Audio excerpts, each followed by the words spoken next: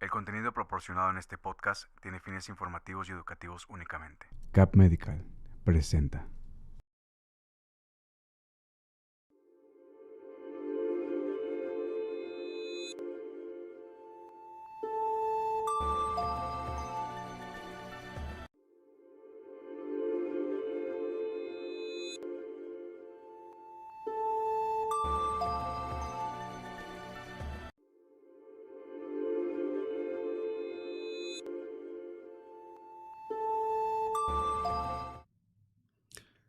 Hola, ¿qué tal? Muy buenas tardes. Sean bienvenidos a una nueva consulta virtual desde las redes de Cap Medical. Ya viernesito, un fin de semana para ustedes.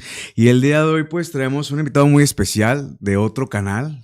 Justamente nos lo robamos solamente por el día de hoy. El doctor Sergio Saldívar.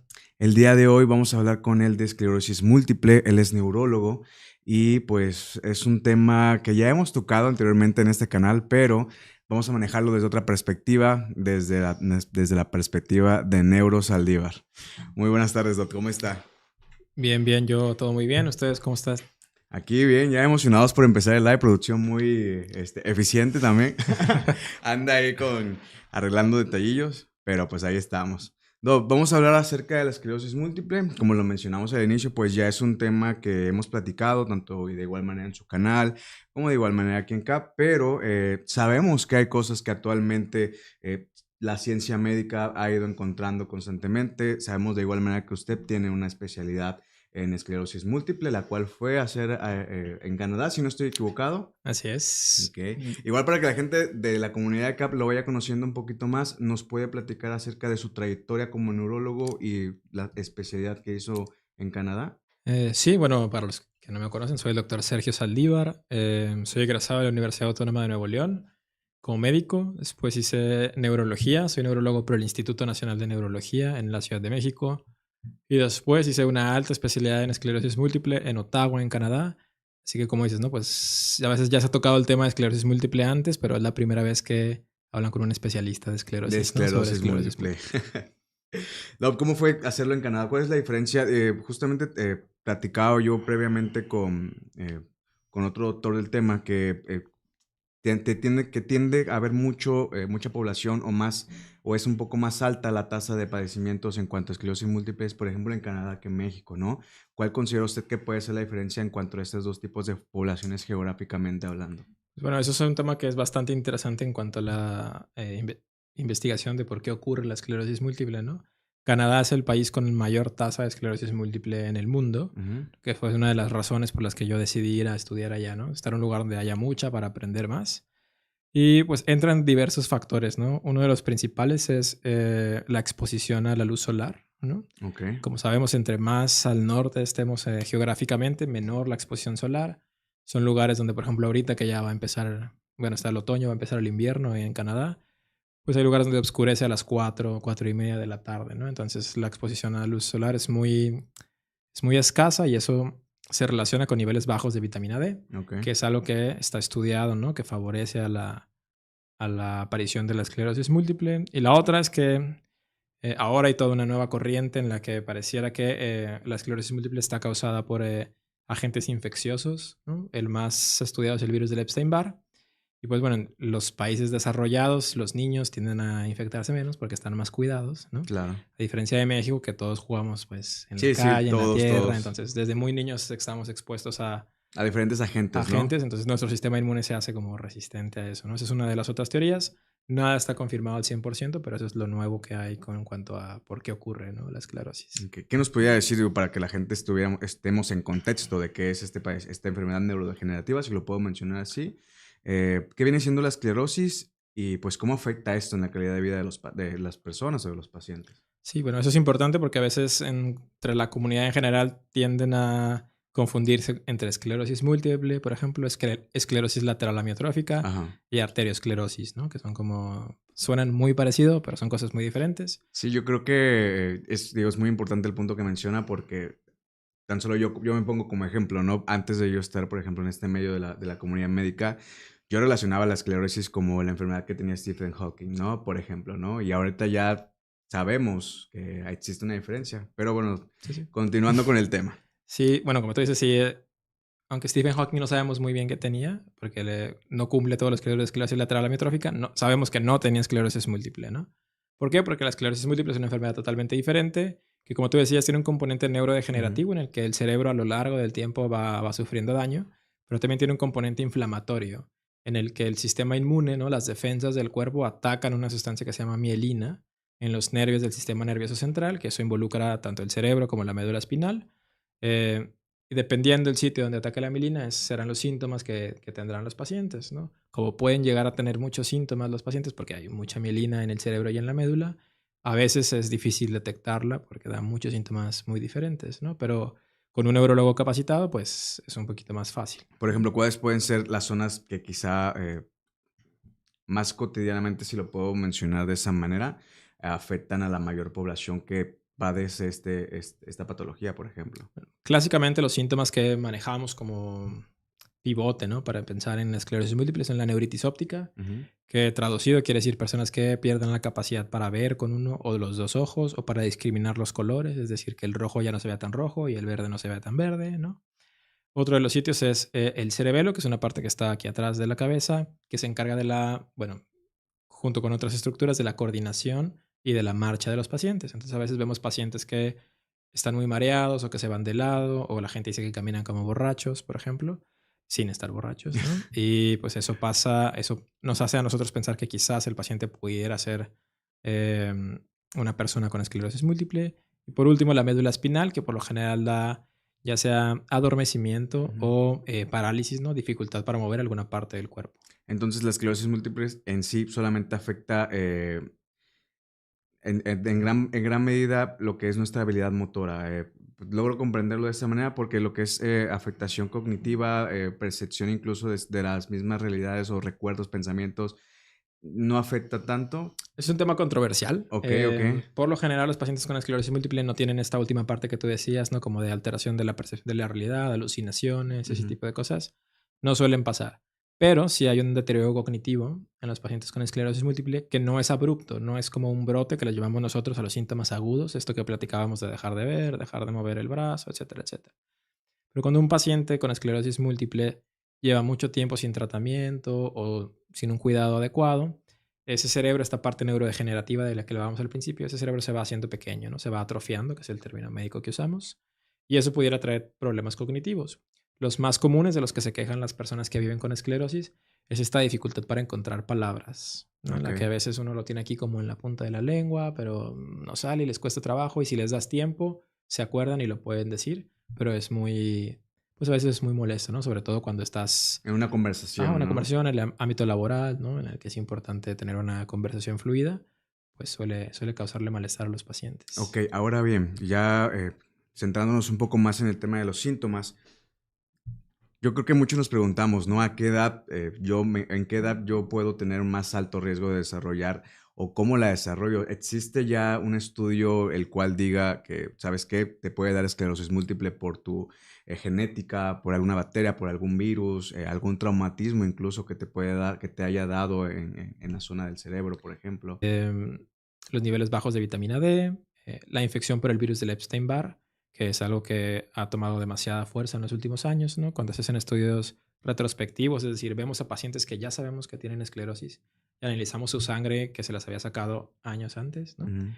Ya estaban infectados por el virus del O Epstein-Barr, ¿no? sea, y no presentaban, o sea, eran asintomáticos. Ajá. Que eso, cuando salió en las revistas no médicas, causó mucha sensación, pero hay que recordar, ¿no? O hay que saber que la mayoría de la población está expuesta al virus del Epstein-Barr, ¿no? Para los 30 años, más o menos un 90-95% de la población ya tiene virus del Epstein-Barr. Y no Pero, todos vivimos con esclerosis. ajá, Entonces, hay algo más, ¿no? Y ahí es donde entran todas estas cosas. Hay un componente genético, el componente de donde vives, tu sistema si fuiste inmune, obesa, tu imagino que sistema también influye. inmune, ¿no? Entonces, es complicado decirle a los pacientes, tú tienes esclerosis por esto, ¿no? Ok. Es un conjunto de situaciones que algunas se pueden prevenir, otras no, pero pues es complicado. Aún no hay todavía algo que podamos decir, podemos prevenirla. Es complicado todavía. Sí, digamos que son ciertos factores en los cuales eh, no se tiene un autocontrol como de forma personal, porque ya estamos metiendo tanto factores externos como ambientales, e incluso la misma genética de la persona participa en el desarrollo o no de estos padecimientos. Em, Mencionábamos un punto importante, mencionábamos mucho de la población, del punto geográfico donde se ubican las personas que se desarrollan más esos padecimientos, pero con base a su experiencia, el nivel de edad de los pacientes que más ha desarrollado este tipo de padecimientos, normalmente en qué edad se empiezan a detectar, o no importa, o es un factor que no influye tanto. Sí influye, hay una edad, pues prototipo, si lo quieres ver así, como entre los 20 y 40, 45 años, Ujú. donde esperamos que ocurra la mayor cantidad de casos de esclerosis múltiple. Hay casos de esclerosis múltiple pediátrica, ¿no? De niños de 8, 10, 12 años que tienen esclerosis múltiple. Y pudiera haber casos muy tardíos, ¿no? Entre 45 y 50 años, que son los menos. Pueden llegar a pasar, ¿no? No quiere decir que porque digamos entre 20 y 40 los demás ya no pueden, pero la mayoría, el grueso de la población que va a vivir con esclerosis va a caer entre los 20 y los 40 años, 40-45. Y ahora bien, en cuanto al factor del género, Eso es, mujer, hombre, ¿cuál es más propenso a desarrollarlo? O sea, ¿existe alguna medición médica? sí es mucho más frecuente en mujeres que en hombres. Es Ok, decir, si habláramos como de un paciente típico con esclerosis, pues tendríamos que poner a una mujer, ok, ¿no? Como de 20 años, que es blanca, ¿no? Que vive en ok. Canadá, y que fue obesa de niña, ¿no? Por ejemplo, y que está infectada por el virus del Epstein-Barr. Esos serían como los datos clásicos, pero no quiere decir que no pueda pasar en hombres o que no pueda pasar si yo no tengo nada de eso, ¿no? Ujú. Como hablábamos hace unos momentos, hay un componente genético, hay muchas cosas que si alguna sale mal, pudieran, ¿no? Aumentar el factor de riesgo de tener esclerosis múltiple. Yo a veces a los pacientes les digo que es como una rifa, ¿no?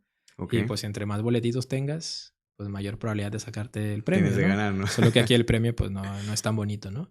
Pero pues así es, ¿no? Con que tengas un boleto te puedes sacar la lotería. Pero Ok. si tienes 20, pues Sí, o sea, tienes más existen más probabilidades de que probabilidades, ¿no? puedas desarrollarlo. Eh, mencionó mucho el tema de los padecimientos que normalmente, o de los síntomas que presenta una persona al que ya quizá tiene esclerosis múltiple, ¿no? Y empieza a presentar ciertos síntomas.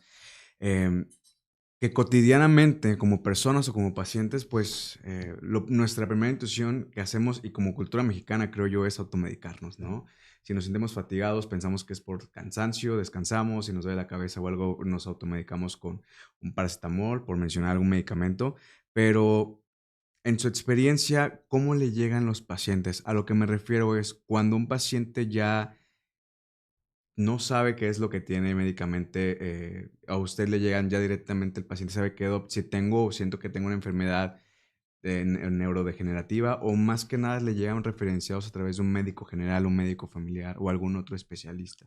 Varía mucho dependiendo del síntoma inicial. Como los pacientes con neuritis óptica, generalmente buscan un oftalmólogo primero, lo Claro, cual sí. pues tiene sentido, ¿no? Si yo dejara de ver, iría con un oftalmólogo, eso tiene bastante sentido, ya que el oftalmólogo hace una revisión exhaustiva del paciente y dice, bueno, esto no parece del ojo, que te vea un neurólogo, ¿no? Hay otros casos que en los que es un poco más tardado, por ejemplo, si alguien tiene dormido una mano o si batalla un poquito para caminar porque está mareado, tienden a retrasar el diagnóstico, ¿no? Porque como tú decías, a lo mejor de buena fe, pero alguien les dice, no, pues duérmete un ratito, Claro, se te va a sí. pasar, tómate, inyéctate tal medicamento que no diré para no perjudicar a nadie. Eh, y pues los síntomas no se quitan, van pasando, pasando, pasando, y hasta que pasan, no sé, semanas o meses sin que se quita, entonces se preocupan un poquito y ya buscan un neurólogo, ¿no? Que a veces sí llegan directo, ¿no? Porque piensan que es un problema de los nervios y pues nos buscan, ¿no? Claro. Y a veces también, pues, médicos generales, otorrinos, ¿no? Que tú mencionabas ahorita de los médicos generales, pues a veces malamente, ¿no? Cuando ya, sobre todo porque son pacientes jóvenes, Sí. ¿no? Y no saben muy bien qué está pasando, entonces lo mandan a un neurólogo, ¿no? Que es algo bastante común en la consulta del neurólogo, que cuando alguien no sepa qué tienen, lo mandan al neurólogo, que ya Que yo nosotros. tengo curiosidad, ¿por qué es tan, que es común el que les referencie con, con ustedes como neurólogos cuando ya no se sabe qué es lo que tiene el paciente, o ya no se puede indagar un poco más? Pues es que el sistema nervioso está en todo el cuerpo, ¿no? Ujú. No hay nada en tu cuerpo que no regule el cerebro, ¿no? A excepción del corazón, pero todo lo demás, tu cerebro tiene una influencia directa, ¿no? Sobre eso. Entonces, si algo anda mal y no sabemos qué, pues vamos a ver Pero si es no, el cerebro, ¿no? ok. Entonces lo mandamos al neurólogo.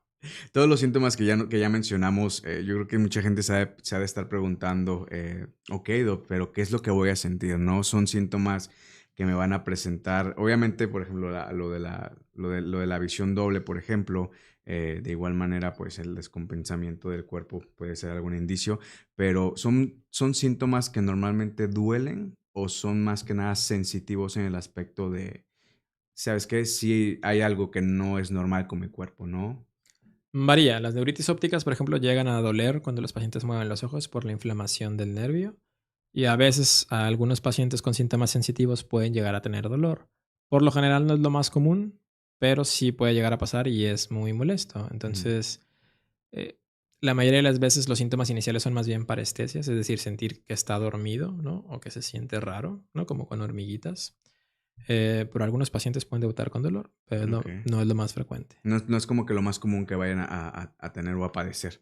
Y la otra cosa importante es que la mayoría de estos síntomas agudos que llamamos brotes tienden a mejorar solitos.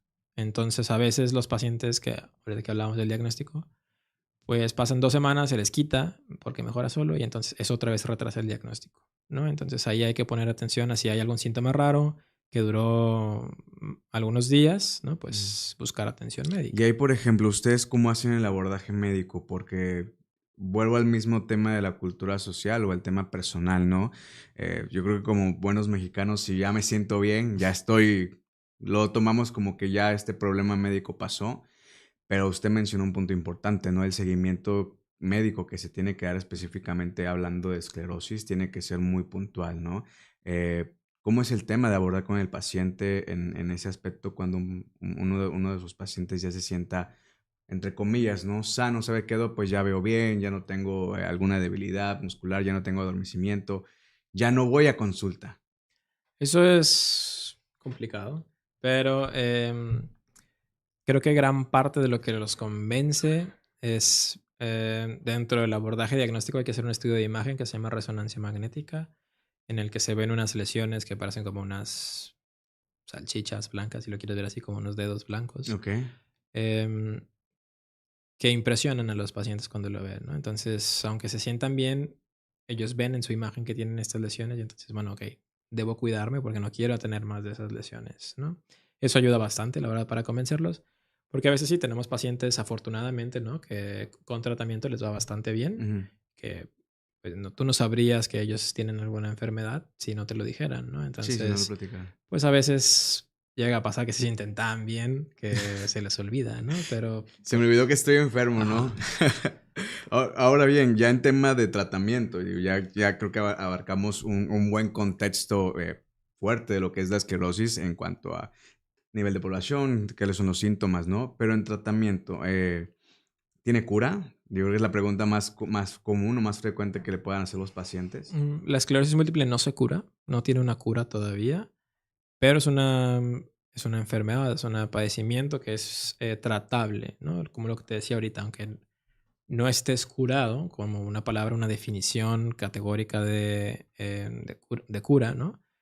Puedes vivir sin síntomas, puedes vivir normal, puedes hacer tu vida como si no tuvieras nada, ¿no? Con Pero siempre y tratamiento. cuando el tratamiento lo lleve yo al pie del cañón, ¿no? Claro, eso es una pues, relación entre el médico y el paciente que debe ser muy estrecha, con mucha confianza, para que pues, resuelvan dudas y se lleve el tratamiento al pie de la letra. Ok, ahora bien, ¿cómo es que funciona ese tratamiento? ¿Es un tratamiento a base de tabletas, pastillas, trasplantes, operación? ¿Cómo es que se trata esta enfermedad? Pues eso ha cambiado mucho.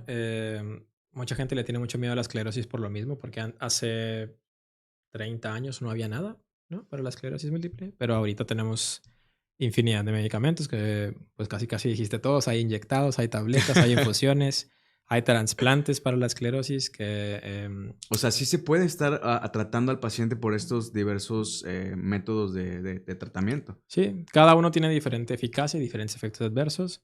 Es un tema bastante amplio, del cual tenemos dos Dos Neurolives, pero neuronas. si alguien quiere saber más, Ok, de igual manera en este eh, momento van a estar apareciendo las redes del doctor Sergio para que vayan y de igual manera se retroalimenten, exactamente, para que vayamos agarrando más contexto acerca de la esclerosis. Em, yo siento que tan solo en estos años hemos avanzado mucho médicamente en cuanto a tecnología y en investigación, pero digo, antes de terminar esta cápsula, mencionaba que no se puede prevenir, ¿no? O sea, sí mencionó puntos que sí me hicieron ruido en el aspecto de que sí podemos cuidarnos, pero va a haber algún factor que muy probablemente nos detone la enfermedad. Pero si podemos hacer algo como sociedad o como personas para poder, pues si no bien evitar al 100%, reducir ese porcentaje de factor de riesgo que podamos desarrollar. Vaya, sí hay algunos factores que se pueden modificar un poco, ¿no? Es decir, esto que hablábamos de la exposición a la luz solar, por Ujú. ejemplo, con su debida precaución, obviamente, si no ahorita va a venir Ahorita viene, viene vamos un todos. dermatólogo y me va a golpear, ¿no? Pero exponerse a la luz solar con precaución, hacer ejercicio desde la infancia, por ejemplo, ¿no? Evitar el sobrepeso infantil, no fumar, que no lo mencionamos, pero es uno de los factores de riesgo. No de riesgo para que aparezca, sino para que sea más agresiva la esclerosis múltiple, ¿no? Y hay otros que no podemos cambiar, ¿no? Como nuestro género o dónde nacimos, pero pues hay que ayudarle, ¿no? A tener menos boletos en la rifa. Sí, sí, o sea, a que se vayan reduciendo más que nada ese tipo de aspectos y pues irse cuidando poco a poco, ¿no? Como paciente. Doc, antes de terminar, ¿algo más que nos quisiera agregar acerca de este tema? ¿Algún dato adicional que con base a su experiencia en estos casos haya visto para personas que en este momento quizá no tengan un diagnóstico, pero muy probablemente haya personas que ya tienen el diagnóstico y a lo mejor no saben qué hacer, no les ha funcionado algún tratamiento o no han encontrado quizá esa respuesta para el padecimiento que tienen, ¿no? ¿Qué nos pudiera compartir?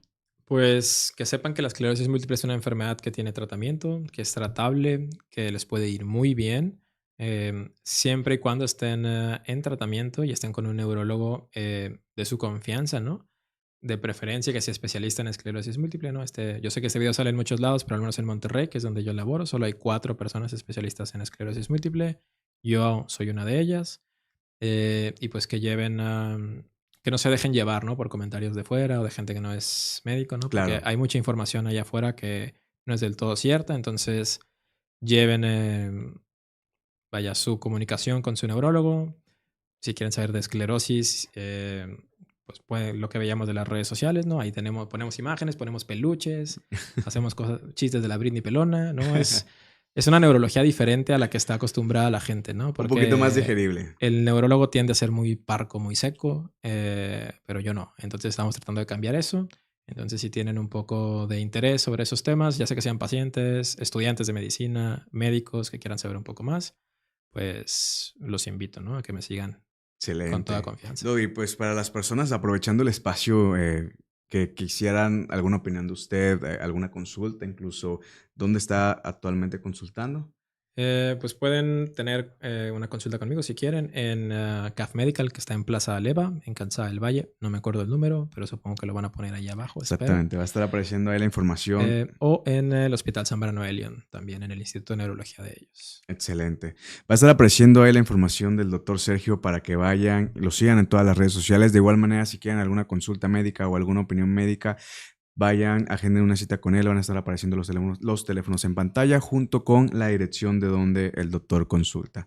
Doctor, le agradezco mucho por estar aquí, prestarnos parte de su tiempo y pues seguir con esta charla que cada vez es más retroalimentativa en el aspecto de que conocemos una información más contundente en cuanto a la esclerosis múltiple. Sabemos que es un tema muy extenso en diversos aspectos, no solamente de la enfermedad en sí, y sabemos que usted trae mucha información. Le dejo la puerta abierta para una segunda parte, si gusta hablar de esclerosis múltiple en las redes de CAP o hablar de otro padecimiento en el cual sea de su interés y del interés de la población de igual manera, para pues seguir compartiendo esta información, en este caso de la mano de un profesionista que pues nos está compartiendo información verídica. Claro que sí, yo encantado de regresar cuando quieran y pues gracias, ¿no? Por el espacio. No, hombre, Doc, muchas gracias. Les agradezco mucho a ustedes por estar aquí. Muchas gracias, producción, por todo el apoyo que nos están dando, por poner las cintillas. Es un equipo muy bueno, la verdad, les soy muy franco, un excelente equipo de producción.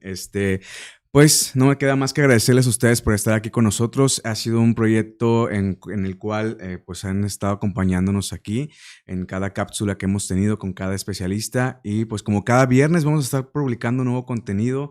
Espérenlo pronto a través de las redes sociales de Cap Medical. Suscríbanse a todas las redes, es totalmente gratis. Dejen sus comentarios, compartan este contenido y nos estamos viendo en la próxima. Muchas gracias, producción. Gracias, Dov.